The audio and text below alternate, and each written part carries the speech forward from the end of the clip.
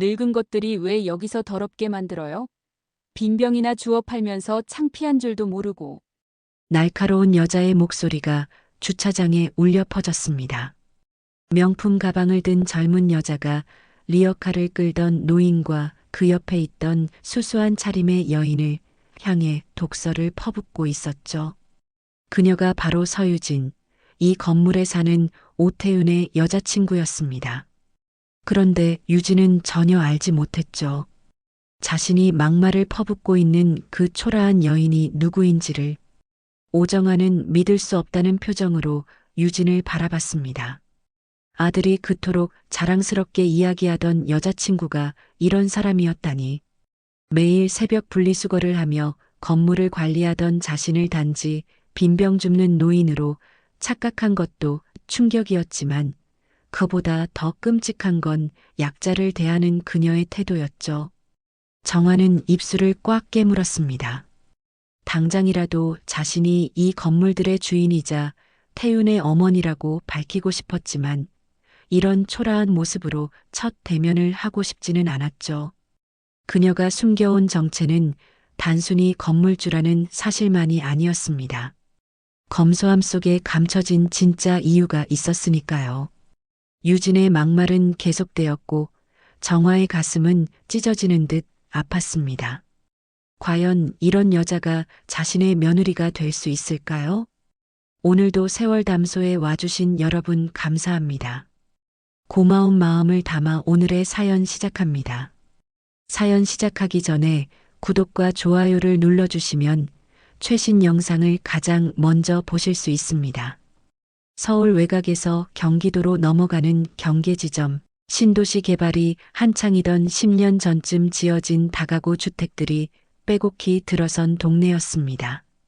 아직 완전한 신도시도 아니고 그렇다고 구도심도 아닌 애매한 위치 덕분에 월세가 적당해서 젊은 직장인들이 많이 찾는 곳이었죠.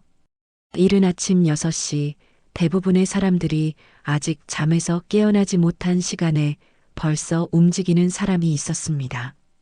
오정화, 62살의 여인이었죠.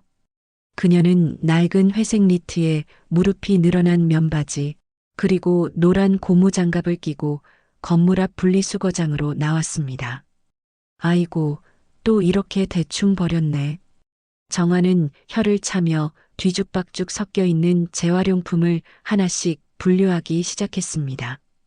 페트병은 페트병끼리, 캔은 캔끼리, 종이 박스는 따로 정리했죠. 라벨을 떼지 않은 페트병은 일일이 라벨을 벗겨내고 박스에 붙은 테이프도 꼼꼼히 제거했습니다. 이 동네 주민 대부분은 정화를 그저 건물 관리를 돕는 사람 정도로 알고 있었습니다. 실제로는 이 건물 세 채의 주인이었지만 굳이 그 사실을 알릴 필요가 없다고 생각했죠. 남편이 15년 전 심장마비로 세상을 떠난 후 혼자서 건물들을 관리하며 살아왔습니다. 정화 씨, 벌써 나오셨네요? 편의점 아르바이트를 마치고 돌아가던 젊은 청년이 인사를 건넸습니다. 이 건물 2층에 사는 세입자였죠. 수고했어요. 밤새 일하느라 힘들었겠네. 정화는 따뜻한 미소를 지으며 대답했습니다. 청년은 정화를 그저 부지런한 관리 도우미쯤으로 생각하고 있었죠. 건물주라는 사실은 꿈에도 모른 채 말입니다. 분리수거를 어느 정도 마친 정화는 건물 뒤편으로 돌아갔습니다. 그곳에는 낡은 리어카 하나가 세워져 있었고 그 옆에서 한 노인이 부스럭거리고 있었습니다. 만수 씨, 어제는 많이 못 모으셨나 봐요? 75살의 최만수 노인은 쑥스럽게 웃으며 고개를 끄덕였습니다. 요즘 젊은 사람들이 캔을 잘 안 버려요. 다들 텀블러 쓴다고 하더라고. 만수는 폐지와 빈 캔을 주워 팔아 생계를 유지하는 노인이었습니다. 정화는 3년 전부터 주차장 한쪽 구석을 내주어 리어카를 보관할 수 있게 해주었죠. 비가 와도 젖지 않도록 간이 지붕까지 만들어 주었습니다. 아침 드셨어요? 집에 김치랑 밥 좀 남은 게 있는데 가져다 드릴까요? 아이고, 매번 신세만 지네요. 괜찮습니다. 만수는 손사래를 쳤지만 정화는 이미 마음을 정한 듯 했습니다. 그녀는 건물 1층에 있는 자신의 집으로 들어가 도시락통에 밥과 반찬을 담아 나왔죠. 여기 든든하게 드세요. 날씨가 추워지는데 몸 상하시면 안 되니까. 정화가 도시락을 건네자 만수의 눈가가 촉촉해졌습니다. 자식들에게도 받지 못하는 따뜻한 관심을 이 여인에게서 받고 있었으니까요. 동네 사람들이 하나둘 깨어나 출근 준비를 시작할 무렵 정화는 이미 건물 세 채를 한 바퀴 돌며 점검을 마쳤습니다. 복도 전등이 나간 곳은 없는지, 계단에 쓰레기가 버려져 있지는 않은지, 주차장에 불법 주차한 차량은 없는지 꼼꼼히 살폈죠. 어머, 저 할머니 또 청소하시네. 부지런하셔. 아마 건물주가 따로 고용한 사람인가 봐. 그런가? 근데 왜 맨날 저런 헌 옷만 입고 다니지? 출근하는 세입자들이 수군거렸지만 정화는 개의치 않았습니다. 오히려 이렇게 사는 게 편했죠. 건물주라는 걸 알면 괜히 거리를 두거나 부담스러워할 테니까요. 정화는 다시 분리수거장으로 돌아왔습니다. 아침 시간대에 급하게 버리고 간 쓰레기들이 또 쌓여 있었거든요. 이번엔 음식물 쓰레기 봉투가 제대로 묶이지 않은 채 던져져 있었습니다. 참, 이것도 제대로 못 묶나. 한숨을 쉬며 봉투를 다시 묶는데 옆에서 만수가 다가왔습니다. 제가 할게요.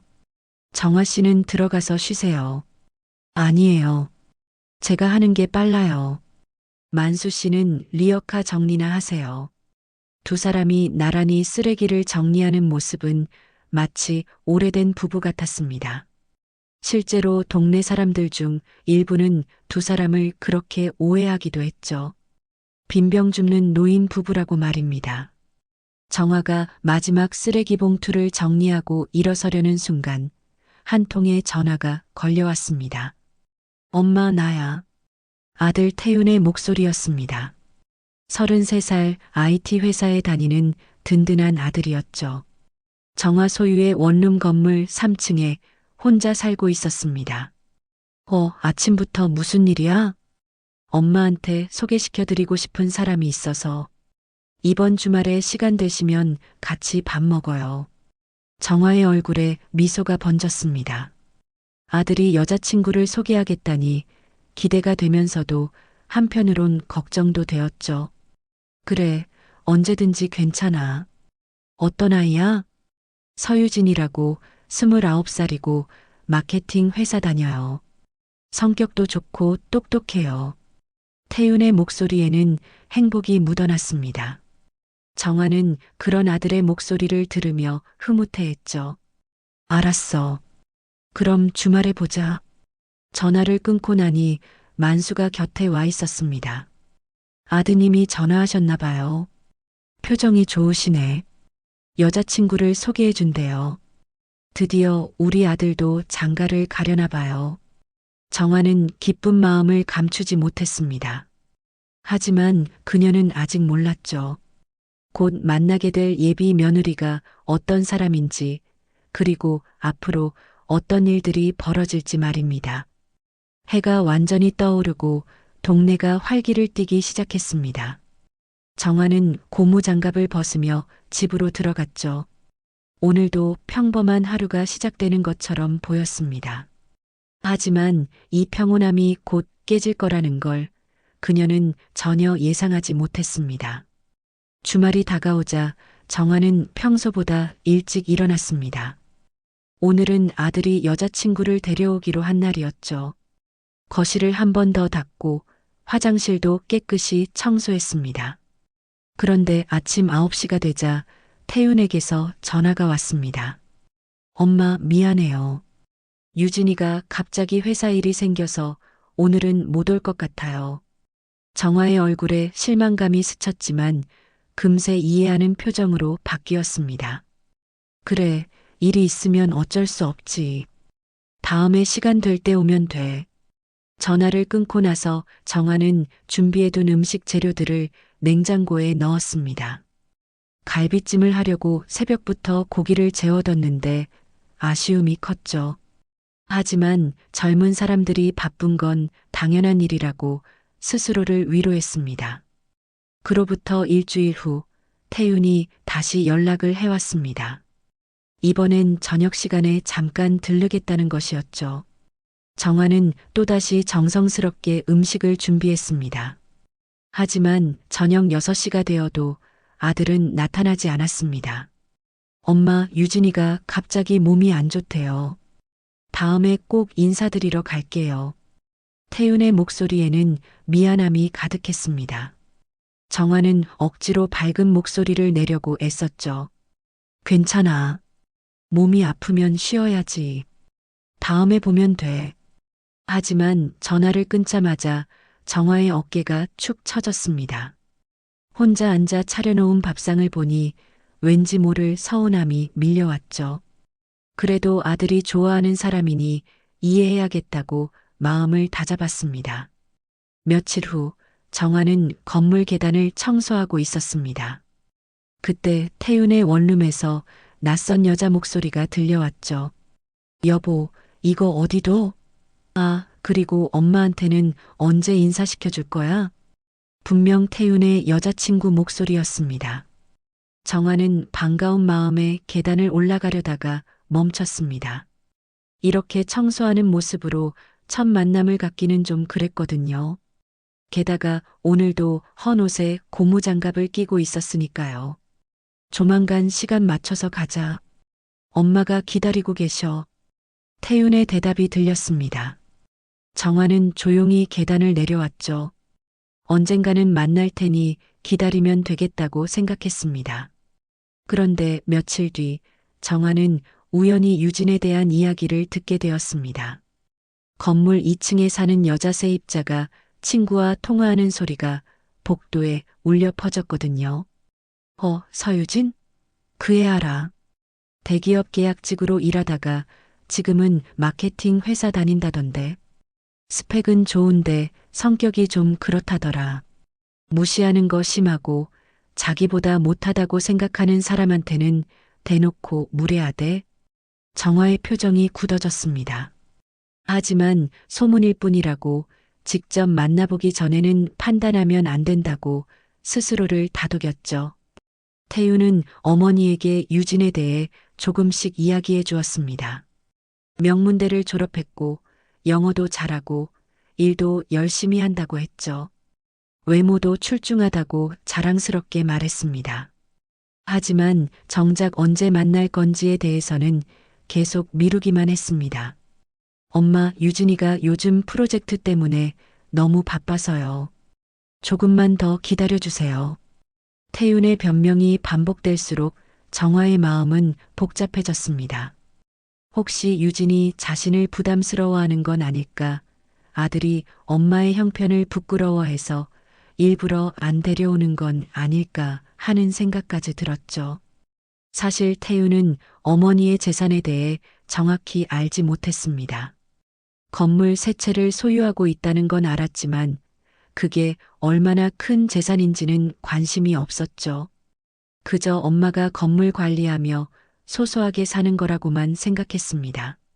유진에게도 엄마가 작은 건물 하나 가지고 있다고만 말했을 뿐 자세한 이야기는 하지 않았습니다. 어느 날 저녁 정화는 분리수거를 하다가 태윤의 원룸 창문에서 불빛이 새어나오는 걸 봤습니다. 창문 너머로 두 사람의 실루엣이 보였죠.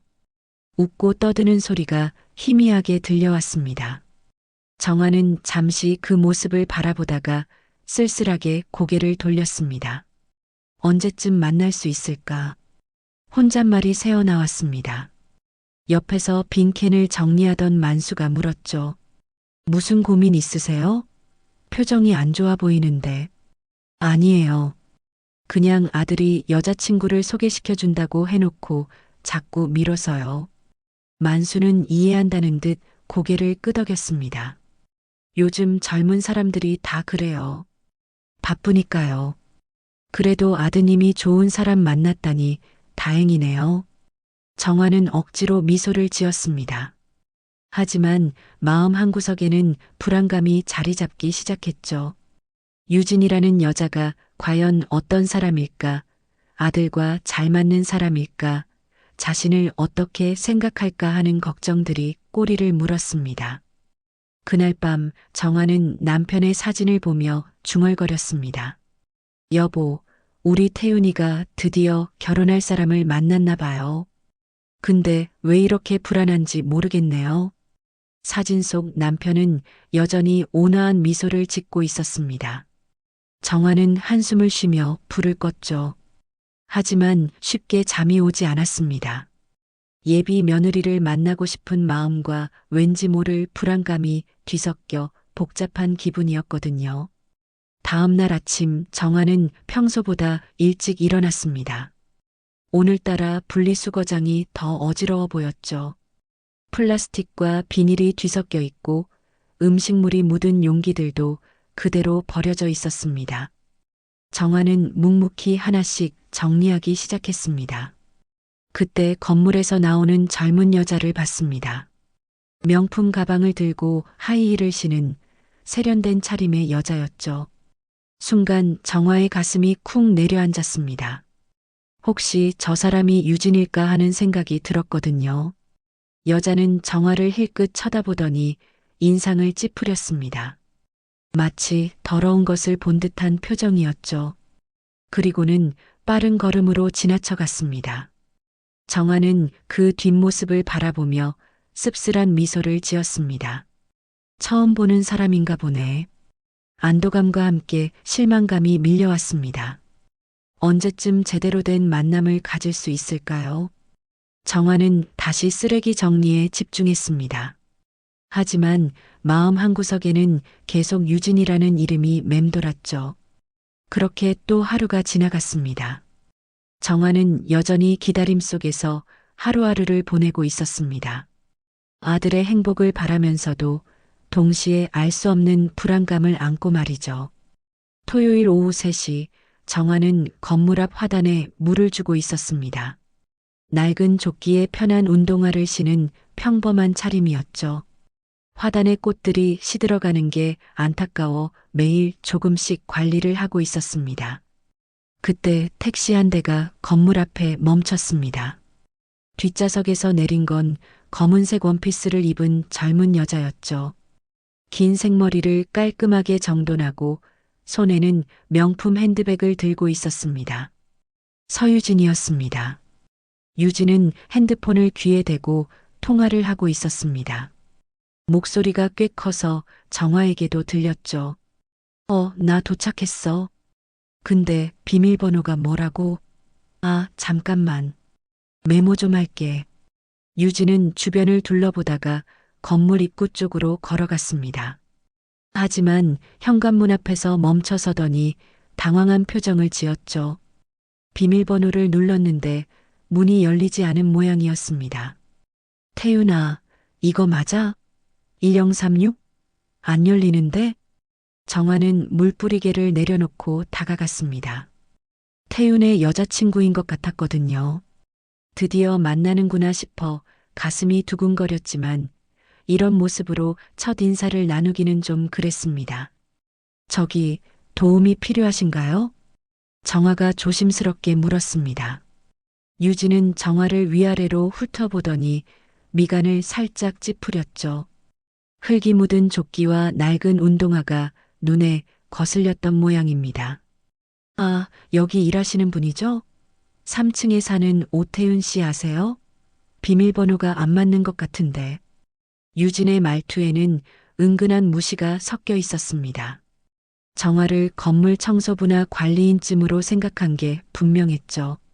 정화는 잠시 망설였습니다. 자신이 태윤의 어머니라고 밝힐까 싶었지만 이런 초라한 모습으로 첫 만남을 갖고 싶지는 않았습니다. 1036이 맞는데요. 한 번 더 천천히 눌러보세요. 정화가 차분하게 말했습니다. 유진은 못마땅한 표정으로 다시 번호를 눌렀고 이번엔 문이 열렸죠. 아, 열렸네. 고맙습니다. 유진의 인사는 형식적이었습니다. 문이 열리자마자 빠르게 안으로 들어가려고 했죠. 하지만 정화가 한 가지 더 물었습니다. 혹시 오태윤 씨 친구분이세요? 유진은 뒤돌아보며 대답했습니다. 여자친구예요. 왜요? 목소리에는 경계심이 묻어났습니다. 마치 왜 남의 일에 관심을 갖느냐는 듯한 태도였죠. 정화는 씁쓸한 미소를 지으며 고개를 저었습니다. 아니에요. 그냥 낯선 분이 들어가셔서요. 조심히 올라가세요. 유진은 대답도 없이 엘리베이터 쪽으로 걸어갔습니다. 정화는 그 뒷모습을 바라보며 복잡한 심정이 되었죠.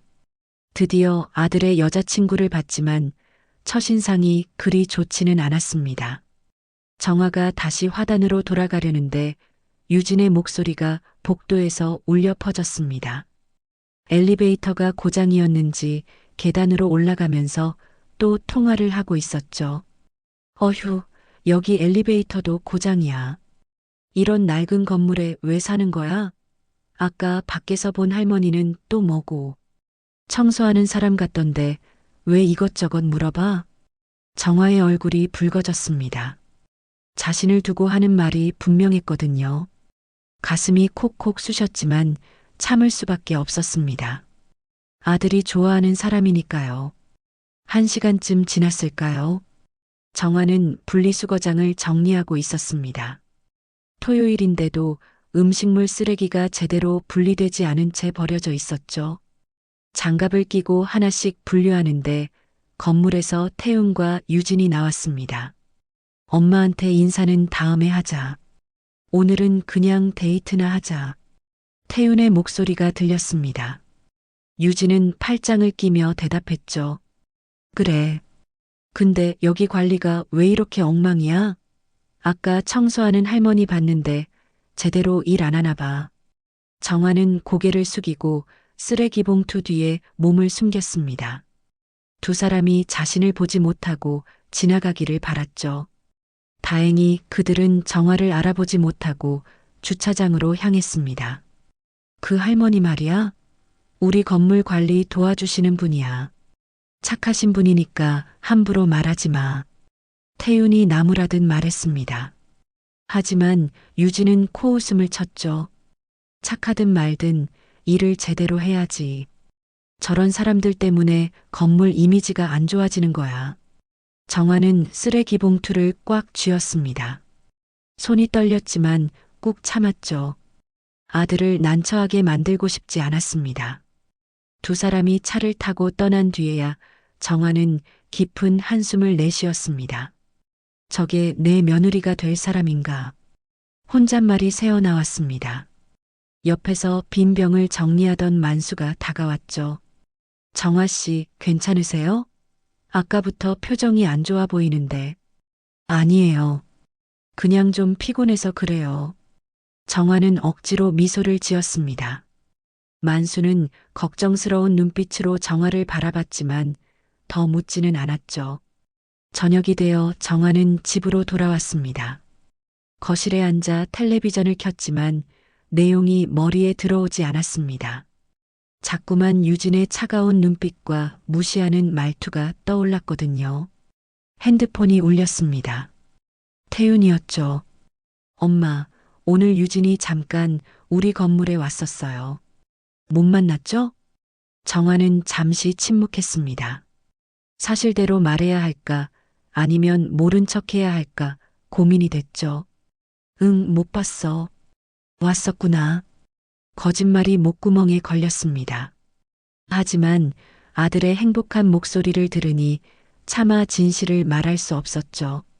다음 주에는 꼭 만나게 해드릴게요. 유진이도 엄마 만나고 싶어 해요. 정화는 쓴웃음을 지었습니다. 정말 만나고 싶어 하는 걸까요? 아니면 그저 형식적인 인사치레일까요? 그래, 기다릴게. 서두르지 마.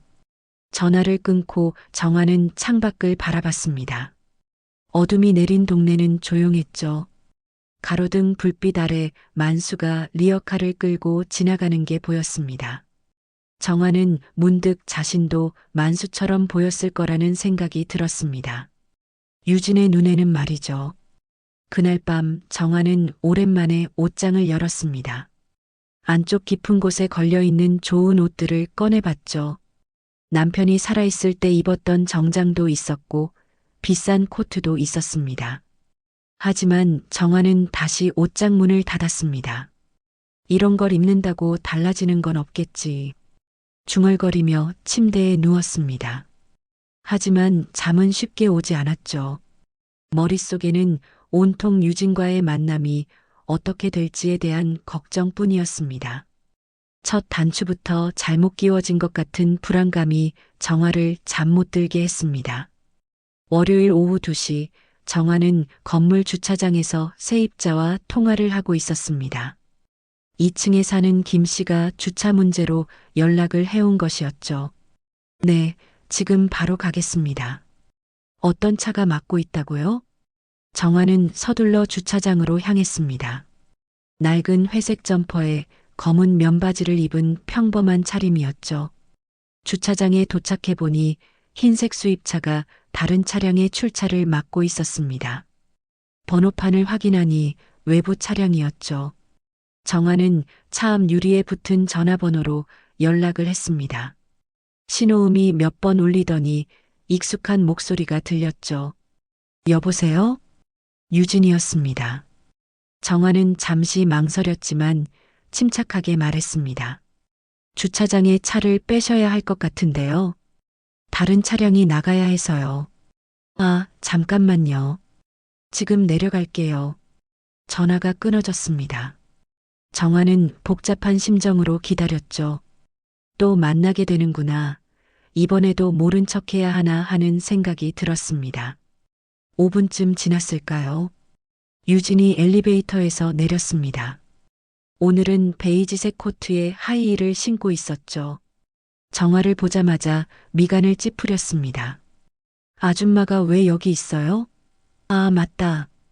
여기서 일하시는 분이었죠? 유진의 말투는 여전히 무시하는 투였습니다. 정화는 조용히 대답했죠. 외부 차량은 여기 세우시면 안 됩니다. 저기 표지판 보이시죠? 정화가 가리킨 곳에는 주차 금지 표지판이 있었습니다. 유진은 짜증스러운 표정을 지으며 핸드백에서 차 키를 꺼냈죠. 알았어요. 근데 왜 그렇게 까다롭게 구는 거예요? 잠깐 세운 것뿐인데. 유진이 투덜거리며 차에 탔습니다. 그러더니 창문을 내리고 정화를 쏘아봤죠. 아줌마, 혹시 이 건물에 사세요? 네, 살고 있습니다. 아, 그럼 청소나 관리 같은 거 하면서 월세 깎아주는 거예요? 요즘 그런 경우 많다던데. 유진의 추측은 완전히 빗나간 것이었지만 정화는 굳이 설명하지 않았습니다. 그저 고개만 살짝 끄덕였을 뿐이죠. 유진은 차를 빼면서도 계속 불평을 늘어놓았습니다. 태윤이가 여기 산다고 해서 오는 거지. 아니면 이런 낡은 건물엔 발도 안 들였을 텐데. 그때 유진의 핸드백에서 쓰레기 봉투가 떨어졌습니다. 커피컵과 휴지가 들어있는 비닐봉지였죠. 유진은 그걸 보고도 모른 척 차를 몰고 나가려 했습니다. 저기, 이거 떨어뜨리셨어요. 정화가 봉투를 들어보이자 유진은 귀찮다는 듯 손을 저었습니다. 아, 그냥 버려주세요. 쓰레기잖아요. 분리수거를 해야 합니다. 커피컵은 씻어서 플라스틱으로, 휴지는 일반 쓰레기로요. 정화의 말에 유진은 코웃음을 쳤습니다. 아줌마가 알아서 하세요. 그런 거 하라고 있는 거 아니에요? 유진은 그 말을 끝으로 차를 몰고 주차장을 빠져나갔습니다. 정화는 남겨진 쓰레기 봉투를 들고 한숨을 쉬었죠. 가슴 한편이 쓰라렸지만 참을 수밖에 없었습니다. 정화가 분리수거장으로 가서 쓰레기를 정리하고 있는데 세입자 김 씨가 다가왔습니다. 정화 씨, 아까 그 여자 태도가 너무하지 않았어요? 완전 무시하는 것 같던데. 괜찮아요. 젊은 사람들이 다 그렇죠 뭐. 정화는 애써 웃어 보였습니다. 하지만 김 씨는 고개를 저었죠. 그래도 너무한 것 같아요. 정화 씨가 이 건물 관리 안 하시면 누가 하겠어요. 고마운 줄도 모르고. 김 씨는 정화를 관리인으로 알고 있었습니다. 정화가 건물주라는 사실은 꿈에도 생각하지 못했죠. 저녁이 되어 정화는 집에서 저녁을 먹고 있었습니다. 혼자 먹는 밥상이 왠지 더 쓸쓸하게 느껴졌죠. 그때 핸드폰이 울렸습니다. 태윤이었습니다. 엄마, 오늘 유진이가 또 건물에 왔었대요. 주차 때문에 좀 문제가 있었나 봐요. 정화는 젓가락을 내려놓았습니다. 그랬구나. 별일 없었어? 네, 괜찮아요. 근데 유진이가 엄마 건물 관리하시는 아줌마가 좀 깐깐하다고 하더라고요. 혹시 만나신 적 있어요? 정화의 입가에 쓴웃음이 번졌습니다. 자신을 두고 하는 말이었지만 아들은 모르고 있었죠. 아니, 못 봤어. 관리하는 사람이 깐깐한 게 나쁜 건 아니잖아. 맞아요. 제가 그렇게 말했어요. 규칙은 지켜야 한다고요. 태윤의 말에 정화는 조금 위안이 되었습니다. 그래도 아들은 옳고 그름을 구분할 줄 아는 것 같았거든요. 태윤아, 유진 씨는 어떤 사람이야? 엄마가 아직 못 만나봐서 궁금해. 똑똑하고 일도 잘해요. 좀 까칠한 면이 있긴 한데 저한테는 잘해줘요. 태윤의 목소리에는 애정이 묻어났습니다. 정화는 아들의 행복을 위해 더 이상 묻지 않았죠. 전화를 끊고 정화는 창밖을 바라봤습니다. 어두운 밤하늘에 별이 몇 개 보였죠. 문득 남편이 살아있었다면 어떻게 했을까 하는 생각이 들었습니다. 다음 날 아침 정화는 평소보다 일찍 일어났습니다. 분리수거장을 정리하고 있는데 만수가 다가왔죠. 정화 씨, 어제 그 젊은 여자 또 왔었나 봐요? 어떻게 하셨어요? 주차장에서 큰 소리가 들리더라고요. 뭔가 화난 것 같던데. 만수의 말에 정화는 고개를 끄덕였습니다. 별일 아니에요. 주차 문제가 좀 있었어요. 그 여자 정화 씨한테 함부로 대하던데요. 제가 봐도 좀 그랬어요. 만수의 걱정스러운 눈빛에 정화는 따뜻함을 느꼈습니다. 이 노인만큼은 자신을 진심으로 걱정해주고 있었거든요. 괜찮아요, 만수 씨. 저는 익숙해요. 하지만 정말 괜찮은 건 아니었습니다. 유진의 무시하는 태도와 막말들이 가슴에 가시처럼 박혀 있었죠. 그래도 정화는 참기로 했습니다. 아들의 선택을 존중하고 싶었으니까요. 그날 오후 정화는 건물 복도를 청소하고 있었습니다. 그때 3층에서 유진의 목소리가 들렸죠. 태윤과 통화하는 것 같았습니다. 어머니 만나는 거 계속 미루자. 나 아직 준비 안 됐어. 그리고 여기 건물 좀 옮기면 안 돼? 너무 낡았잖아. 정화의 손이 멈췄습니다. 자신을 만나기 싫어하는 게 분명했죠. 게다가 아들에게 이사까지 요구하고 있었습니다. 정화는 조용히 청소도구를 들고 계단을 내려왔습니다. 더 이상 듣고 싶지 않았거든요. 집에 돌아온 정화는 거실 소파에 앉아 한참을 멍하니 있었습니다. 유진이라는 여자가 과연 아들과 잘 어울리는 사람일까? 자신이 너무 편견을 갖고 있는 건 아닐까? 여러 생각이 꼬리를 물었죠. 수요일 오후 4시 정화는 동네 마트에서 장을 보고 있었습니다. 카트에는 두부와 콩나물, 계란 같은 소박한 장보기 품목들이 담겨 있었죠. 그때 뒤에서 익숙한 목소리가 들려왔습니다. 어머, 정화 씨 아니에요? 동네에서 오래 살았던 박 씨 아주머니였습니다. 60대 중반의 수다스러운 성격으로 동네 소문에 밝은 사람이었죠. 아, 박 씨 아주머니. 안녕하세요. 정화가 인사를 하자 박 씨는 카트를 정화 옆에 세우고 다가왔습니다. 그러더니 목소리를 낮추며 속삭였죠. 정화 씨, 요즘 힘드시죠? 제가 다 들었어요. 정화는 의아한 표정을 지었습니다. 무슨 말인지 전혀 알 수 없었거든요. 무슨 말씀이세요? 아이고, 저한테는 숨기지 마세요. 남편분이 사업 실패해서 빚더미에 앉으셨다면서요? 그래서 지금 이렇게 건물 관리하면서 근근히 사신다고 들었는데 정화의 눈이 동그래졌습니다.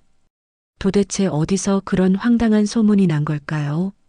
남편은 15년 전에 심장마비로 세상을 떠났고 사업 실패 같은 건 없었는데 말이죠. 그게 무슨 말씀이세요? 누가 그런 소리를 하던가요? 어머, 모르셨어요? 동네에 다 퍼진 얘긴데. 정화 씨가 매일 새벽부터 분리수거하고 청소하는 거 보고 다들 안쓰럽다고 하더라고요. 박 씨의 말에 정화는 할 말을 잃었습니다. 자신이 건물을 관리하는 모습이 남들 눈에는 그렇게 보였던 것일까요? 그때 마침 유진이 마트 안으로 들어왔습니다. 명품 선글라스를 머리에 올리고 한 손에는 핸드폰을 들고 통화를 하고 있었죠. 정화와 박 씨 옆을 지나가면서도 아는 척하지 않았습니다. 박 씨가 유진을 보더니 귓속말을 했습니다. 저 아가씨, 요즘 자주 보이던데 누구예요? 되게 도도해 보이네. 글쎄요. 저도 잘 몰라요. 정화는 모른 척 했습니다. 하지만 박 씨는 계속 수다를 이어갔죠. 아, 맞다. 저 아가씨가 며칠 전에 정화 씨 보고 뭐라고 했다면서요? 우리 동네 옆집 영희가 들었대요. 뭘 들었다는 거예요? 정화 씨를 보고 빈병 줍는 할머니라고 했다나? 그리고 왜 늙은 사람들이 여기저기 돌아다니면서 더럽게 만드냐고 했대요. 정화의 얼굴이 창백해졌습니다. 유진이 자신에 대해 그런 식으로 말하고 다닌다는 게 충격적이었죠. 박 씨는 정화의 표정 변화를 눈치채지 못하고 계속 말을 이어갔습니다. 그런데 정화 씨, 아드님은 잘 지내시죠? 들리는 말로는 취직도 못하고 있다던데. 태윤이는 IT 회사 다녀요. 잘 다니고 있어요. 정화가 정정했지만 박 씨는 의심스러운 눈빛을 보냈습니다. 그래요? 근데 왜 아드님이 어머니 이렇게 고생하시는데 가만히 있어요? 효자 소리 듣던 아이가. 정화는 더 이상 대화를 이어가고 싶지 않았습니다. 서둘러 계산을 마치고 마트를 나왔죠. 하지만 박 씨의 말들이 머릿속에서 떠나지 않았습니다. 집으로 돌아오는 길에 정화는 만수를 만났습니다. 노인은 리어카에 폐지를 가득 싣고 힘겹게 끌고 있었죠. 만수 씨, 도와드릴까요? 아니에요, 괜찮습니다. 정화 씨도 장보기 힘드셨을 텐데. 두 사람이 나란히 걸어가는데 건너편에서 유진이 친구와 함께 걸어오고 있었습니다. 유진은 정화와 만수를 보자마자 친구에게 뭔가 속삭였고 두 사람은 킥킥거리며 웃었죠. 저기 봐. 내가 말한 그 할머니야. 맨날 쓰레기 뒤지고 다니는 사람. 유진의 목소리가 바람에 실려 들려왔습니다. 친구는 고개를 끄덕이며 대답했죠. 진짜 불쌍하다. 나이 들어서 저렇게 살면 너무 비참할 것 같아. 그러니까 자식들이 뭐 하는지 모르겠어. 아, 들었는데 아들이 백수라더라. 그래서 어머니가 저렇게 일한다나 봐. 정화는 주먹을 꽉 쥐었습니다. 아들을 욕하는 건 참을 수 없었죠. 하지만 만수가 정화의 팔을 살짝 잡았습니다. 정화 씨, 그냥 가요. 저런 사람들 상대할 가치 없어요. 만수의 말에 정화는 겨우 마음을 가라앉혔습니다. 하지만 가슴 속에는 분노가 끓어올랐죠. 자신을 무시하는 건 참을 수 있어도 아들을 함부로 판단하는 건 용서할 수 없었습니다. 저녁이 되어 정화는 혼자 밥을 먹고 있었습니다. 입에 밥이 들어가지 않았죠.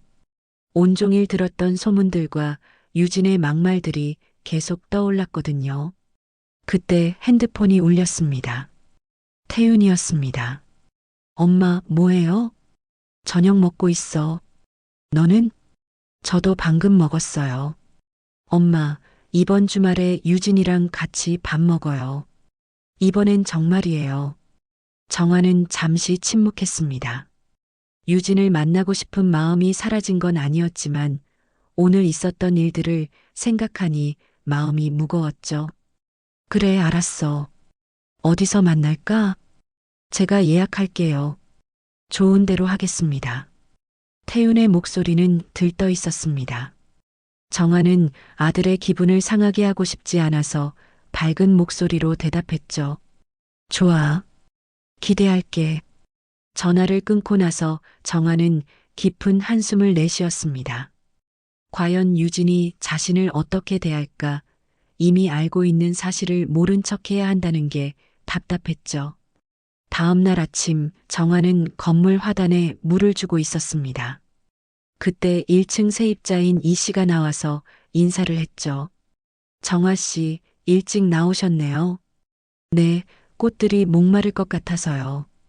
이 씨는 정화를 따뜻한 눈빛으로 바라봤습니다.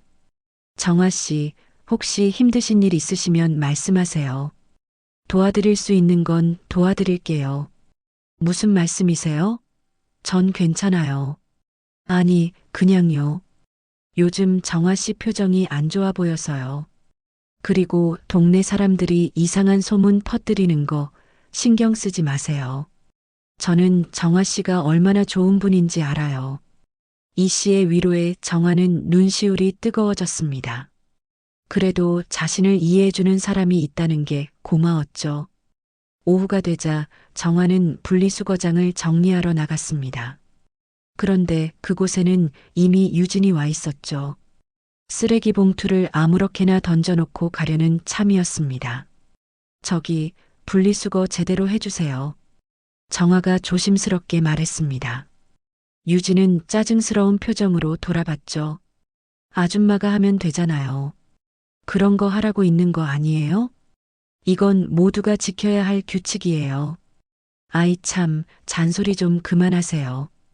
빈병이나 주워 팔면서 뭘 그렇게 깐깐하게 굴어요? 유진의 말에 정화는 입술을 깨물었습니다. 하지만 아무 말도 하지 않았죠. 대신 묵묵히 유진이 버린 쓰레기를 다시 분류하기 시작했습니다. 유진은 그런 정화를 비웃듯이 쳐다보다가 핸드폰으로 누군가와 통화를 시작했습니다. 나야. 지금 나가는 중이야. 아, 맞다. 여기 진짜 웃긴 게 있어. 할머니 한 명이 맨날 쓰레기 뒤지고 다니는데 완전 꼴불견이야. 금요일 아침 7시 정화는 건물 계단을 청소하고 있었습니다. 먼지가 쌓인 난간을 걸레로 닦으며 2층으로 올라가는데 위에서 급하게 내려오는 발소리가 들렸죠. 유진이었습니다. 유진은 정화를 보자마자 얼굴을 찌푸렸습니다. 좁은 계단에서 정화가 청소도구를 들고 있어서 지나가기 불편했던 모양이었죠. 비켜주실래요? 출근 늦겠어요. 정화는 서둘러 몸을 옆으로 돌렸습니다. 하지만 유진은 지나가면서 일부러인지 정화의 양동이를 발로 살짝 건드렸고 물이 계단에 쏟아졌죠. 아이, 조심 좀 하세요. 계단이 미끄러워졌잖아요. 유진의 말에는 비난이 가득했습니다. 정화는 아무 말 없이 쏟아진 물을 닦기 시작했죠. 유진은 그런 정화를 한심하다는 듯 쳐다보다가 계단을 내려갔습니다. 정화가 다시 청소를 시작하려는데 3층에서 태윤이 나왔습니다. 아들은 어머니를 보고 반갑게 인사했죠. 엄마, 일찍 나오셨네요. 응, 오늘 분리수거 날이라서. 너도 출근이야? 네, 오늘 회의가 있어서 일찍 가야 해요. 아, 맞다. 내일 저녁 약속 잊지 마세요. 태윤의 말에 정화는 고개를 끄덕였습니다. 내일이 드디어 유진과 정식으로 만나는 날이었죠. 가슴이 답답했지만 아들 앞에서는 평온한 표정을 유지했습니다. 태윤이 떠난 후 정화는 분리수거장으로 향했습니다. 그런데 그곳에는 이미 만수가 와서 정리를 하고 있었죠. 노인은 정화를 보고 쑥스럽게 웃었습니다. 정화 씨 일을 제가 뺏은 것 같네요. 아니에요. 도와주셔서 고마워요. 두 사람이 함께 재활용품을 정리하고 있는데 동네 주민 몇 명이 지나갔습니다. 그들은 정화와 만수를 보며 수군거렸죠. 저 두 사람 매일 저러고 있어. 불쌍하긴 한데 보기는 안 좋아. 그러게. 건물주는 뭐 하는지 관리도 제대로 안 하고 정화는 그들의 말을 듣고도 모른 척 했습니다. 자신이 건물주라고 밝히면 오히려 더 복잡해질 것 같았거든요. 만수도 정화의 마음을 아는지 조용히 일만 계속했습니다. 오후가 되자 정화는 장을 보러 마트에 갔습니다. 내일 저녁을 위해 좋은 재료들을 고르고 있었죠. 그때 또 유진과 마주쳤습니다. 유진은 친구와 함께 있었는데 정화를 보자마자 친구에게 속삭였습니다. 저 할머니 또 있네. 맨날 여기서 뭐 하는지 모르겠어. 친구가 대답했습니다. 무슨 일이라도 있는 거 아니야? 표정이 어둡던데. 글쎄, 나이 들어서 혼자 사니까 그런가 보지. 자식이 있다는데 왜 안 도와주는지 모르겠어. 정화는 장바구니를 꽉 쥐었습니다. 유진의 말 한마디 한마디가 가슴에 못을 박는 것 같았죠. 하지만 참을 수밖에 없었습니다. 내일이면 모든 게 밝혀질 테니까요. 저녁이 되어 정화는 집에서 음식 준비를 했습니다. 갈비찜, 잡채, 전 등 정성스럽게 만들었죠. 하지만 문득 이런 노력이 무의미하게 느껴졌습니다. 유진이 자신을 어떻게 생각하는지 이미 알고 있었으니까요. 핸드폰이 울렸습니다. 태윤이었죠. 엄마, 내일 레스토랑으로 가는 걸로 했어요. 엄마가 요리하시면 힘드실 것 같아서. 아니야, 이미 다 준비했는데.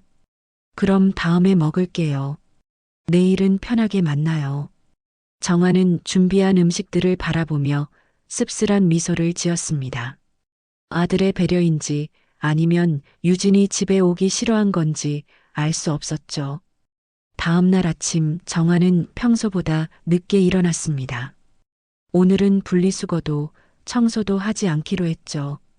저녁 약속을 위해 마음의 준비를 해야 했으니까요. 오전 10시쯤 정화는 옷장을 열었습니다. 오랜만에 깨끗한 블라우스와 정장 바지를 꺼냈죠. 거울 앞에 서서 옷을 입어봤지만 왠지 어색했습니다. 너무 오랫동안 편한 옷만 입고 살았던 탓이었죠. 그때 초인종이 울렸습니다. 문을 열어보니 만수가 서 있었죠. 정화 씨, 오늘 청소 안 하시는 것 같아서 제가 대신 좀 했어요. 어머, 그러실 필요 없는데. 아니에요. 정화 씨가 평소에 얼마나 고생하시는데요. 오늘은 좀 쉬세요. 만수의 따뜻한 마음에 정화는 코끝이 찡했습니다. 이런 작은 배려가 요즘 들어 더욱 고맙게 느껴졌죠. 오후 3시 정화는 건물 밖으로 나왔습니다. 저녁 약속 시간까지는 아직 많이 남았지만 집에만 있기가 답답했거든요. 건물 앞 벤치에 앉아 있는데 유진이 택시에서 내렸습니다. 유진은 정화를 보고 잠시 멈췄다가 다가왔습니다. 아줌마, 오늘은 청소 안 하세요? 네, 오늘은 쉬고 있어요. 그래도 저기 쓰레기가 좀 있던데 치워야 하는 거 아니에요? 유진이 가리킨 곳에는 작은 휴지 조각 몇 개가 떨어져 있었습니다. 정화는 조용히 일어나 휴지를 주었죠. 유진은 그런 정화를 보며 만족스러운 표정을 지었습니다. 그나저나 아줌마는 가족이 없으세요? 맨날 혼자 계시는 것 같던데. 아들이 하나 있어요. 아들이 있는데 왜 이렇게 사세요? 불효자인가 봐요. 유진의 말에 정화는 주먹을 꽉 쥐었습니다. 하지만 침착하게 대답했죠. 제 아들은 훌륭한 사람이에요. 저를 많이 아껴주고요. 그럼 왜 이런 일을 하게 놔둬요? 이해가 안 가네. 유진은 고개를 저으며 건물 안으로 들어갔습니다. 정화는 그 뒷모습을 바라보며 깊은 한숨을 내쉬었죠. 몇 시간 후면 이 모든 오해가 풀릴 텐데 과연 어떤 반응을 보일까 궁금하면서도 두려웠습니다. 저녁 5시 정화는 약속 장소로 가기 위해 준비를 마쳤습니다. 깔끔한 옷차림에 가벼운 화장도 했죠. 거울을 보니 평소와는 완전히 다른 모습이었습니다. 하지만 마음은 여전히 무거웠죠. 현관문을 나서려는데 핸드폰이 울렸습니다. 태윤이었습니다. 엄마, 저희가 먼저 도착했어요. 천천히 오세요. 알았어. 곧 갈게. 정화는 심호흡을 하고 문을 나섰습니다. 드디어 진실이 밝혀질 시간이 다가오고 있었죠. 과연 유진은 어떤 표정을 지을까요? 그리고 이 만남이 어떻게 끝날까요? 정화의 발걸음은 무거웠지만 더 이상 피할 수는 없었습니다. 토요일 밤 9시 정화는 레스토랑에서 돌아와 건물 주차장에 도착했습니다. 저녁 약속은 결국 취소되었죠. 유진이 갑자기 몸이 안 좋다며 못 온다고 했고 태윤과 둘이서만 밥을 먹고 온 것이었습니다. 정화의 마음은 복잡했습니다. 안도감과 실망감이 뒤섞여 있었죠. 주차장으로 들어서는데 어둠 속에서 누군가의 고함 소리가 들렸습니다. 가까이 가보니 유진이 만수 노인에게 소리를 지르고 있었죠. 만수는 리어카를 끌고 가다가 유진의 차 옆을 지나간 모양이었습니다. 이게 뭐예요? 내 차에 기스 났잖아요. 유진은 차 옆면을 가리키며 화를 내고 있었습니다. 사실 기스라고 할 만한 흔적은 보이지 않았지만 유진은 계속 따져 물었죠. 죄송합니다. 제가 조심했는데. 만수는 떨리는 목소리로 사과했습니다. 나이 든 몸으로 고개를 숙이는 모습이 안쓰러워 보였죠. 하지만 유진은 전혀 수그러들지 않았습니다. 조심한 게 이거예요? 더러운 폐지나 주우면서 왜 남의 차 근처에는 오는 거예요? 유진의 목소리는 점점 커졌습니다. 주변 건물에서 사람들이 하나둘 나와 구경하기 시작했죠. 만수는 얼굴이 빨개져서 어쩔 줄 몰라 했습니다. 정말 죄송합니다. 제가 보상해 드릴게요. 보상? 폐지 팔아서 얼마나 번다고 보상을 해요? 웃기지 마세요. 유진은 비웃음을 터뜨렸습니다. 그때 정화가 다가왔죠. 더 이상 지켜볼 수 없었습니다. 무슨 일이세요? 정화가 침착하게 물었습니다. 유진은 정화를 보자마자 더욱 짜증스러운 표정을 지었죠. 아, 아줌마도 왔네요. 이 할아버지랑 같이 다니시죠? 둘이서 폐지 주워서 나눠 갔나요? 유진의 조롱 섞인 말에 정화의 눈빛이 차가워졌습니다. 하지만 여전히 목소리는 차분했죠. 말씀을 좀 곱게 하시죠. 이분이 실수했다면 사과드리면 되는 거 아닌가요? 실수? 이게 실수로 보여요? 늙은 것들이 여기 와서 민폐 끼치는 게 하루 이틀이에요? 유진의 말은 점점 거칠어졌습니다. 주변에 모인 사람들도 수군거리기 시작했죠. 어떤 이는 유진의 편을 들었고 어떤 이는 만수를 동정하는 눈빛을 보냈습니다. 정화는 만수의 리어카를 살펴봤습니다. 박스가 가득 실려 있었지만 차에 닿을 만한 날카로운 부분은 없었죠. 게다가 유진의 차에도 아무런 흔적이 보이지 않았습니다. 차에 기스가 난 게 맞나요? 제가 봐서는 아무것도 없는데요. 정화가 조심스럽게 말했습니다. 유진은 얼굴이 붉어지며 더욱 화를 냈죠. 뭐라고요? 내가 거짓말한다는 거예요? 여기 분명히 있어요. 유진은 차를 다시 살펴봤지만 역시 아무것도 없었습니다. 하지만 이미 화가 난 유진은 물러서지 않았죠. 어쨌든 이 할아버지가 내 차 근처에 왔잖아요. 그리고 아줌마 왜 남의 일에 끼어들어요? 같이 폐지 줍는 거예요? 팔아서 나누세요?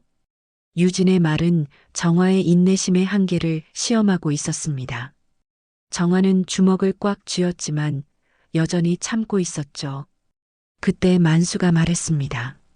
정화 씨는 아무 잘못 없어요. 제가 잘못했으니 저한테만 화내세요. 만수의 말에 유진은 코웃음을 쳤습니다. 정화 씨? 이름도 아시는구나. 맞아요. 둘이 한 팀이죠? 이 동네 이미지 망치는 사람들. 그 순간 정화의 눈에서 차가운 빛이 번뜩였습니다. 더 이상 참을 이유가 없었죠. 하지만 말하려는 순간 공동현관에서 누군가 나왔습니다. 무슨 일이야? 왜 이렇게 시끄러워? 태윤이었습니다. 레스토랑에서 헤어진 후 집에 왔다가 소란을 듣고 나온 것이었죠. 유진은 태윤을 보고 반가운 표정을 지었습니다. 오빠, 여기 이 사람들이 내 차를. 유진이 말을 하다가 멈췄습니다. 태윤의 시선이 정화에게 고정되어 있었거든요. 그리고 태윤의 입에서 나온 말은 유진을 충격에 빠뜨렸습니다. 엄마. 주변이 순식간에 조용해졌습니다. 유진의 얼굴은 하얗게 질렸고 입이 떡 벌어졌죠. 만수도 놀란 표정이었고 구경하던 사람들도 어리둥절해했습니다. 엄마가 왜 여기서? 아, 맞다. 엄마 집이 여기지. 태윤은 상황을 파악하지 못한 채 정화에게 다가갔습니다. 유진은 그제야 정신을 차리고 더듬거리며 말했죠. 어머님이셨어요? 유진의 목소리는 떨리고 있었습니다. 방금 전까지 막말을 퍼부었던 사람이 예비 시어머니였다는 사실이 믿기지 않았던 것이죠. 정화는 유진을 차갑게 바라보며 말했습니다. 네, 제가 태윤이 엄마예요. 그리고 이 건물들의 주인이기도 하죠. 유진의 다리가 후들거렸습니다. 빈병 줍는 할머니라고 생각했던 사람이 건물주였다니, 그것도 세 채나 되는 건물의 주인이었다니 도저히 믿을 수가 없었죠. 태윤은 이제야 상황을 파악하기 시작했습니다. 유진의 창백한 얼굴과 만수의 불안한 표정, 그리고 어머니의 차가운 눈빛을 보니 무슨 일이 있었는지 짐작이 갔죠. 유진아, 무슨 일이야? 우리 엄마한테 뭐라고 한 거야? 태윤의 목소리에는 당황스러움이 묻어났습니다. 유진은 급하게 변명을 시작했죠. 아니에요. 그게 아니라 저는 정말 몰랐어요. 어머님인 줄 알았으면. 몰랐으면 괜찮은 건가요? 정화의 목소리는 차분했지만 단호했습니다. 유진은 할 말을 잃었죠. 정화는 만수를 돌아보며 말했습니다. 만수 씨, 괜찮으세요? 많이 놀라셨죠? 만수는 고개를 끄덕이며 대답했습니다. 네, 괜찮습니다. 정화 씨 덕분에. 그때 구경하던 세입자 중 한 명이 말했습니다. 아까부터 봤는데 이 아가씨가 너무 심하게 했어요. 차에 기스도 없는데 계속 화내고 막말도 했고요.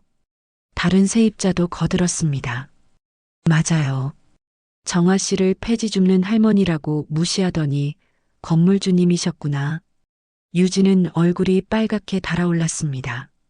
부끄러움과 당황스러움이 뒤섞여 어쩔 줄 몰라 했죠. 태윤은 상황의 심각성을 깨닫고 어머니에게 다가갔습니다. 엄마, 정말 미안해요. 제가 제대로 소개를 했어야 했는데. 정화는 아들을 바라보며 고개를 저었습니다. 내 잘못은 아니야. 하지만 이 일은 제대로 짚고 넘어가야겠어. 정화의 말에 유진은 다리에 힘이 풀려 거의 주저앉을 뻔했습니다. 이제 모든 게 끝났다는 생각이 들었죠. 자신이 그동안 했던 행동들이 하나씩 떠올랐고 그것들이 얼마나 큰 실수였는지 깨닫게 되었습니다. 주차장의 공기는 무거웠습니다. 유진은 여전히 창백한 얼굴로 서 있었고 손은 미세하게 떨리고 있었죠. 정화는 차분하지만 단호한 목소리로 말을 이어갔습니다. 유진 씨, 우리 제대로 대화를 나눠봐야겠네요. 여기서 하기는 그러니 우리 집으로 가죠. 유진은 급하게 고개를 저으며 변명을 시작했습니다. 목소리는 평소의 거만함이 사라지고 떨림으로 가득했죠. 어머님, 정말 죄송해요. 제가 큰 실수를 했어요. 몰라 배웠어요. 정말 몰랐어요. 몰랐다고 해서 당신이 한 행동이 정당화되는 건 아니에요. 정화의 말은 날카로웠습니다. 태윤은 어머니와 유진 사이에서 당황한 표정으로 서 있었죠. 무엇보다 자신의 여자친구가 어머니에게 어떤 행동을 했는지 정확히 알고 싶었습니다. 그때 구경하던 세입자 중 김 씨가 나섰습니다. 2층에 사는 사람이었죠. 정화 씨, 제가 증인이에요. 이 아가씨가 정화 씨한테 자주 막말했어요. 빈병 줍는 할머니라고 무시하고 쓰레기나 치우라고 명령하고 또 다른 세입자도 거들었습니다. 맞아요. 저도 여러 번 봤어요. 정화 씨가 청소하실 때마다 이 아가씨가 지나가면서 한심하다는 표정으로 쳐다봤죠. 유진의 얼굴이 더욱 빨개졌습니다. 자신의 행동들이 하나둘 폭로되자 숨을 곳이 없었죠. 태윤의 표정도 점점 굳어졌습니다. 믿을 수 없다는 듯 유진을 바라봤죠. 유진아, 이게 다 사실이야? 유진은 눈물이 그렁그렁한 눈으로 태윤을 바라봤습니다. 하지만 거짓말을 할 수는 없었죠. 너무 많은 사람이 목격했으니까요. 오빠, 저는 정말 어머님인 줄 몰랐어요. 그냥 건물 관리하시는 분인 줄 알았어요. 그래서 무시해도 된다고 생각한 거야? 태윤의 목소리에는 실망감이 가득했습니다. 유진은 할 말을 잃었죠. 그때 만수가 조심스럽게 입을 열었습니다. 저도 한마디 하겠습니다. 이 아가씨는 저한테도 여러 번 무례하게 굴었어요. 늙은이가 왜 여기서 더럽게 만드냐고 폐지나 주워서 먹고 살면서 민폐 끼치지 말라고 했습니다. 만수의 증언에 태윤의 얼굴이 더욱 어두워졌습니다. 자신이 사랑한다고 생각했던 사람이 이런 모습을 가지고 있었다는 게 충격적이었죠. 정화는 유진을 똑바로 바라보며 말했습니다. 당신이 저를 무시한 건 어쩌면 참을 수 있어요. 하지만 만수 씨처럼 힘들게 살아가는 분들을 함부로 대한 건 용서할 수 없네요. 유진은 다리에 힘이 풀려 거의 주저앉을 뻔했습니다. 명품 가방을 꽉 쥔 손이 하얗게 질려 있었죠. 그녀는 마지막 시도를 해봤습니다. 어머님, 한 번만 용서해 주세요. 제가 잘못 생각했어요. 앞으로는 절대 이런 일 없을 거예요. 하지만 정화는 고개를 저었습니다. 용서는 제가 할 일이 아니에요. 당신이 상처 준 사람들에게 먼저 사과해야죠. 그리고 태윤이가 결정할 일이에요. 정화는 만수를 돌아봤습니다. 만수 씨, 이제 들어가세요. 늦었으니 쉬셔야죠. 만수는 고개를 끄덕이고 리어카를 끌고 갔습니다. 지나가면서 유진을 한번 쳐다봤지만 아무 말도 하지 않았죠. 그 침묵이 오히려 더 무거웠습니다. 세입자들도 하나둘 자리를 떠났습니다. 이제 주차장에는 정화와 태윤, 유진만 남았죠. 정화는 아들을 바라보며 말했습니다. 태윤아, 엄마는 이제 들어갈게. 남은 건 네가 판단해. 정화가 건물로 들어가려는데 유진이 다급하게 불렀습니다. 어머님, 잠깐만요. 정화가 멈춰섰습니다. 유진은 눈물을 흘리며 말했죠. 정말 죄송해요. 제가 어렸어요. 사람을 겉모습으로만 판단했어요. 어머님이 이렇게 훌륭한 분인 줄 몰랐어요. 훌륭해서가 아니라 사람이니까 존중받아야 하는 거예요. 청소하는 사람이든 건물주든 폐지 줍는 노인이든 모두 똑같은 사람이에요. 정화의 말에 유진은 고개를 숙였습니다. 반박할 수 없는 진실이었죠. 정화는 마지막으로 한 가지만 더 말했습니다. 그리고 한 가지 더 알려드리죠. 당신이 앞으로 들어올 거라고 생각했던 이 건물도 제 소유예요. 세 채 모두 제 건물이에요. 유진의 눈이 더욱 크게 떠졌습니다. 자신이 얼마나 큰 착각을 하고 있었는지 완전히 깨달은 순간이었죠. 빈병 줍는 할머니라고 생각했던 사람이 사실은 엄청난 자산가였던 것입니다.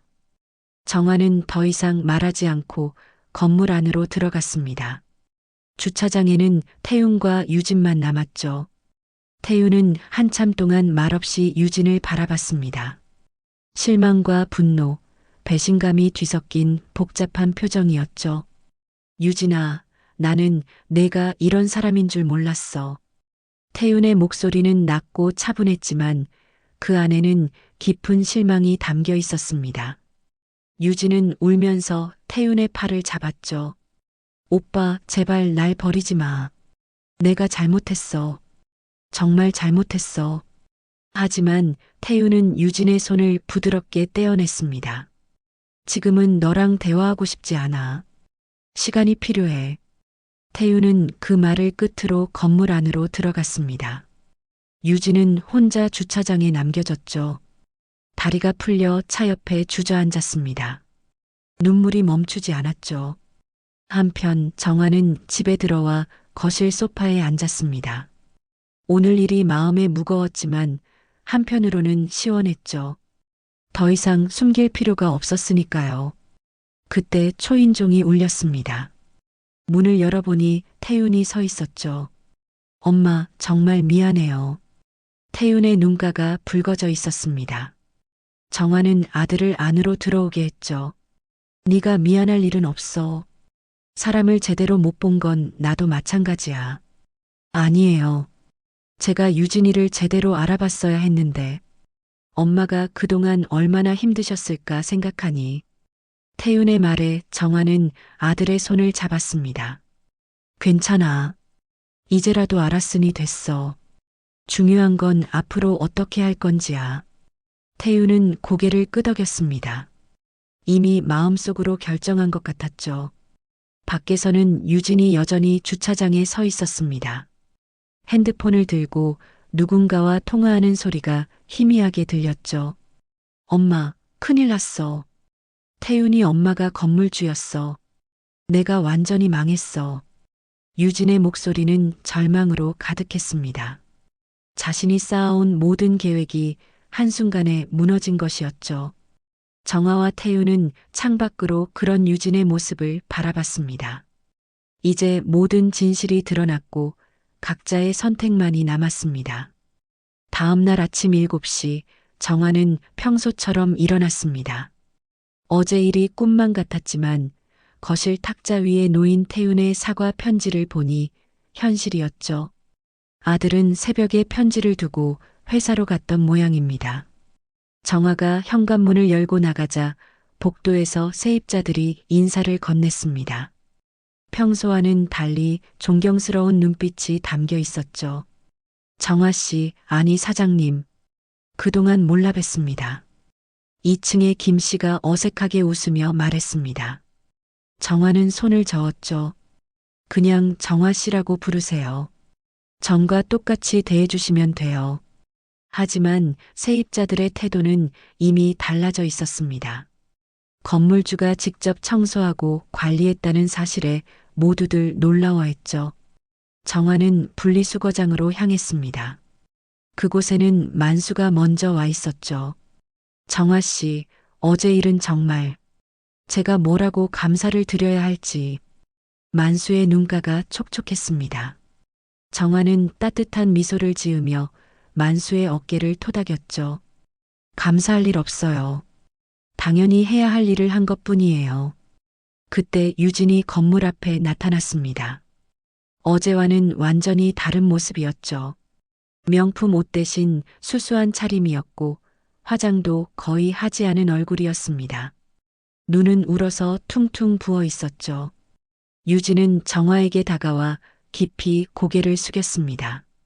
어머님, 정말 죄송합니다. 어제 밤새 생각해 봤어요. 제가 얼마나 못된 사람이었는지 깨달았어요. 정화는 차분하게 유진을 바라봤습니다. 진정성이 있는지 없는지 판단하기 위해서였죠. 유진은 계속 말을 이어갔습니다. 만수 할아버지께도 사과드리고 싶어요. 제가 정말 무례했어요. 유진은 만수에게도 고개를 숙였습니다. 만수는 당황한 표정으로 손을 저었죠. 아니에요. 젊은 사람이 실수할 수도 있죠. 하지만 정화는 단호했습니다. 유진 씨, 사과는 받겠지만 용서는 다른 문제예요. 그리고 한 가지 분명히 해둘 게 있어요. 정화의 목소리는 차갑고 단호했습니다. 유진은 몸을 떨며 정화를 바라봤죠. 앞으로 이 건물 근처에는 오지 마세요. 태윤이와의 일은 태윤이가 결정하겠지만 적어도 여기서는 당신을 보고 싶지 않아요. 유진의 얼굴이 하얗게 질렸습니다. 하지만 반박할 수 없었죠. 자신이 저지른 일을 생각하면 당연한 처사였으니까요. 네, 알겠습니다. 정말 죄송했습니다. 유진은 또 한 번 고개를 숙이고 뒤돌아섰습니다. 걸어가는 뒷모습이 초라해 보였죠. 정화는 그런 유진을 보며 복잡한 심정이 되었습니다. 미워하면서도 한편으로는 안쓰러웠죠. 오후가 되자 태윤이 집으로 왔습니다. 회사를 조퇴하고 온 것이었죠. 아들의 표정은 며칠 사이에 많이 수척해져 있었습니다. 엄마, 유진이랑 헤어지기로 했어요. 태윤의 목소리는 담담했지만 그 안에는 아픔이 담겨 있었습니다. 정화는 아들의 손을 잡았죠. 힘들었지? 미안해. 엄마가 더 일찍 말했어야 했는데. 아니에요. 오히려 다행이에요. 결혼하기 전에 알게 돼서. 태윤은 씁쓸하게 웃었습니다. 정화는 아들을 꼭 안아주었죠. 첫사랑의 아픔을 겪는 아들이 안쓰러웠습니다. 사람은 실수하면서 배우는 거야. 이번 일로 더 좋은 사람 만날 거야. 태윤은 고개를 끄덕였습니다. 그리고 조심스럽게 물었죠. 엄마, 그동안 왜 건물주라는 걸 숨기고 사셨어요? 정화는 잠시 생각하다가 대답했습니다. 편하게 살고 싶었어. 사람들이 나를 건물주로 알면 거리를 두잖아. 그냥 평범하게 이웃처럼 지내고 싶었어. 태윤은 이제야 어머니의 마음을 이해할 것 같았습니다. 정화는 계속 말했죠. 그리고 사람의 진짜 모습을 보고 싶었어. 돈이나 지위가 아니라 있는 그대로의 모습 말이야. 며칠 후 유진은 태윤에게 마지막 편지를 보냈습니다. 편지에는 긴 사과의 말과 함께 반성하는 내용이 담겨 있었죠. 하지만 태윤은 답장하지 않았습니다. 이미 마음을 정리했으니까요. 정화는 건물관리 사무실을 새로 만들었습니다. 그리고 정식으로 관리인을 고용했죠. 더 이상 직접 청소할 필요는 없었지만 가끔씩은 나와서 분리수거를 도왔습니다. 습관이 된 탓도 있었지만 만수와 대화하는 시간이 좋았거든요. 어느 날 저녁 정화는 만수와 함께 벤치에 앉아 있었습니다. 노인은 따뜻한 차를 마시며 말했죠. 정화 씨, 덕분에 제가 사람 대접받는 기분이 들어요. 원래 받으셔야 할 대접이에요. 만수 씨는 훌륭한 분이니까요. 만수는 쑥스럽게 웃었습니다. 그때 태윤이 퇴근하고 돌아왔죠. 아들은 어머니와 만수를 보고 밝게 인사했습니다. 엄마, 만수 할아버지, 안녕하세요. 퇴근했구나. 밥은 먹었어? 아직이요. 엄마랑 같이 먹으려고요. 태윤의 표정이 한결 밝아진 것을 보니 정화도 안심이 되었습니다. 시간이 지나면서 상처가 아물고 있는 것 같았죠. 한 달쯤 지났을까요? 유진에 대한 소문이 들려왔습니다. 회사를 그만두고 고향으로 내려갔다는 것이었죠. 정화는 복잡한 심정이었지만 유진도 이번 일로 무언가를 배웠기를 바랐습니다. 태윤은 새로운 시작을 했습니다. 일에 더 집중하고 주말에는 어머니와 시간을 보내는 일이 많아졌죠. 정화도 이제는 당당하게 자신의 정체를 밝히고 살았습니다. 세입자들과의 관계도 더욱 좋아졌습니다. 건물주라는 사실을 안으로 오히려 더 친근하게 대해주었죠. 정화가 그동안 얼마나 성실하고 겸손하게 살았는지 모두가 알게 되었으니까요. 어느 날 정화는 건물 앞 화단에 새로운 꽃을 심고 있었습니다. 만수가 도와주고 있었죠. 두 사람은 흙을 만지며 평화로운 시간을 보내고 있었습니다. 정화 씨, 이제는 정말 편하게 사시는 것 같아요. 네, 이제야 제대로 살고 있는 것 같아요. 정화는 미소를 지었습니다.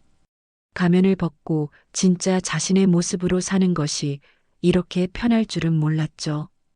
그때 태윤이 나타났습니다. 엄마, 뭐 도와드릴까요? 그래, 같이 하자. 세 사람이 함께 화단을 가꾸는 모습은 마치 한 가족 같았습니다. 지나가던 세입자들이 따뜻한 눈빛으로 바라봤죠. 이제 이 건물은 단순한 주거 공간이 아니라 서로를 배려하고 존중하는 공동체가 되어가고 있었습니다. 6개월이 흘렀습니다. 2025년 9월의 어느 맑은 아침, 정화는 건물 앞 벤치에 앉아 따뜻한 차를 마시고 있었죠. 옆에는 만수가 함께 있었습니다. 두 사람은 이제 매일 아침 이렇게 차를 마시는 것이 일상이 되었습니다. 정화 씨, 오늘은 날씨가 참 좋네요. 만수의 얼굴에는 평온함이 가득했습니다. 예전과 달리 이제는 당당하게 이 건물의 일원으로 살아가고 있었죠. 정화가 그에게 작은 창고를 개조해서 쉼터를 만들어준 덕분이었습니다. 그러게요. 이런 날엔 그냥 앉아만 있어도 좋아요. 정화가 미소를 지으며 대답했습니다. 그때 택배 기사가 큰 상자를 들고 왔죠. 오정아 씨 맞으세요?